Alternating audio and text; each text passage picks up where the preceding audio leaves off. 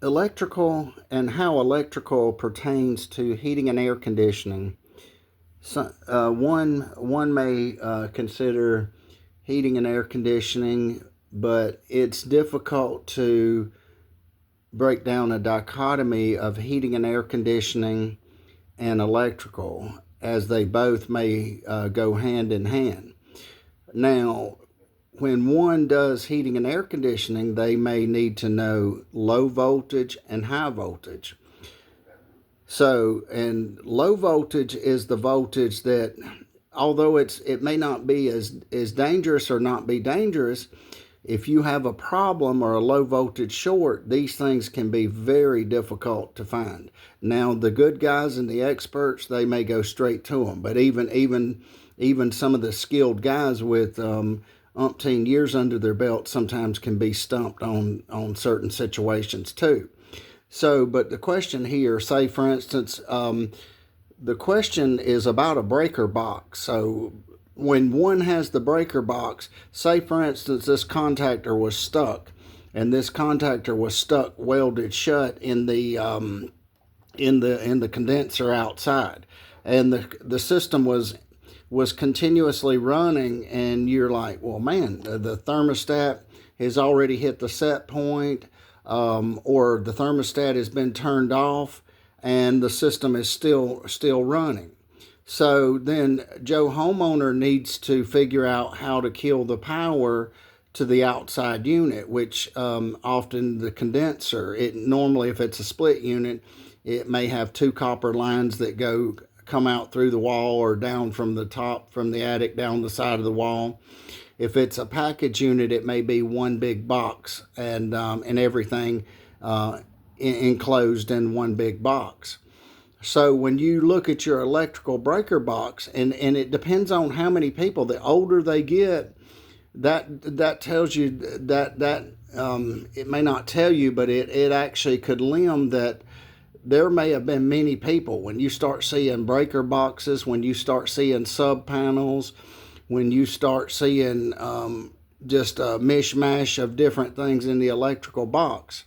So the question, say if you were wanting to kill this contactor to kill the outside, and you did it via your breaker box, and you were looking for a 30 amp breaker, it would be good if that breaker was labeled, and labeled in a very straightforward way where the homeowner could understand it, or the do-it-yourself or the technician could understand it, and it's not in arcane knowledge or arcane, it's just straight to the point, condenser. So the question, would it be good to pay an electrician to come and isolate your box and then label your box if it's not labeled? Now, some of them are labeled and some of them are organized. So if it's not organized, it may not be a bad idea to pay a technician, say 250 bucks or so, to come out and label that box, so you know one breaker, maybe living room lights, one breaker plug in, one breaker condenser outside 30 amp, and then you have your 15, you have your 30s, you have your maybe 50 60 amp breaker, one breaker for the stove, and then label this in a clear fashion, so, and also so it doesn't get dry rotted and come off, and even if you have to put some clear plastic over the top, but label the breaker box. So if something like this happens, say for instance hypothetically this contactor became welded shut, and Joe homeowner was freaking out like, well, the system's not cutting off, I don't have the thermostat on, so what do I do next? Simply go to the breaker box, turn it off. Normally this particular thing would, in some residential aspects, would be a 30 amp double pole breaker. But notwithstanding, it doesn't matter what breaker it is. It could be your stove, it could be your lights, etc. So the question is, would it be profitable to hire a technician to come label your box and take the time and delineate each thing in your box, so when you open that breaker box up, you know exactly what it is, and you're not sitting there on the phone with a technician. Well, I think it could be this breaker, and it may be this breaker, and it could be this breaker.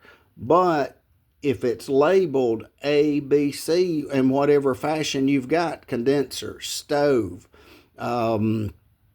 dryer, and then you can just go down through there, and then you know which breaker to throw.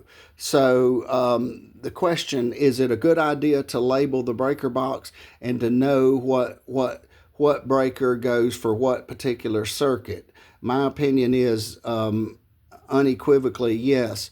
So, but it may be, that may be a job where you may want to pay a technician, say 250, 300, whatever you, and one may feel like this may be a waste of money. However, when you need this, that could save you a lot of money. And if, say, if hypothetically, if this were welded shut and you just continued to run because you didn't know how to turn it off, then it burned up a compressor.